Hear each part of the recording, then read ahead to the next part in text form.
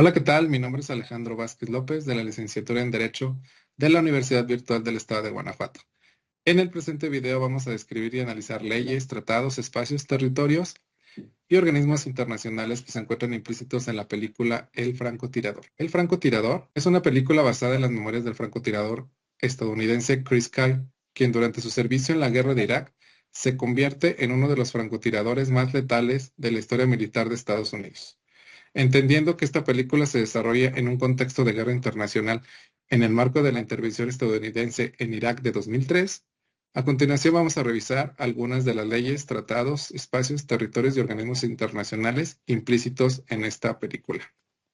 Primeramente, analizaremos los territorios y espacios implicados. La película se sitúa en Irak, país que fue invadido por Estados Unidos en 2003 como parte de la guerra contra el terror, tras los atentados del 11 de septiembre de 2001.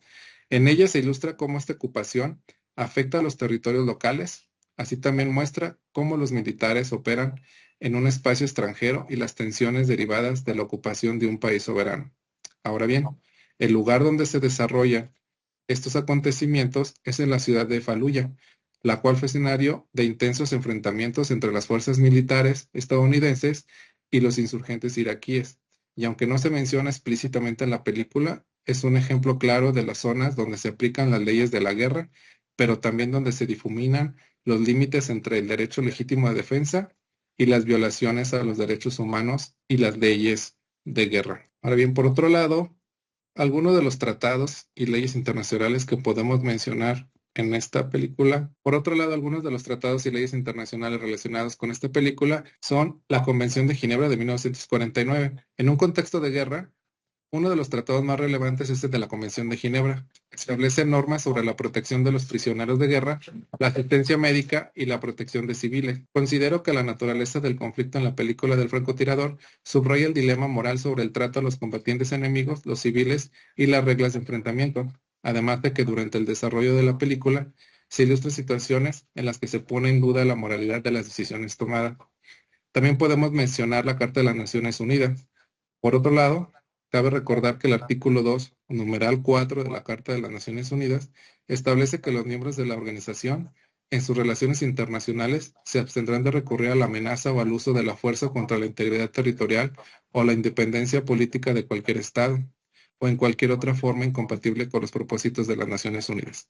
Las decisiones de invasión de Irak en 2003, lideradas por Estados Unidos, donde Chris Kyle participó, fueron objeto de controversia internacional en su momento, pues muchos países y organismos internacionales cuestionaron la legalidad de la intervención sin el consentimiento del Consejo de Seguridad. Así también, a nivel más específico, podemos mencionar el derecho internacional humanitario.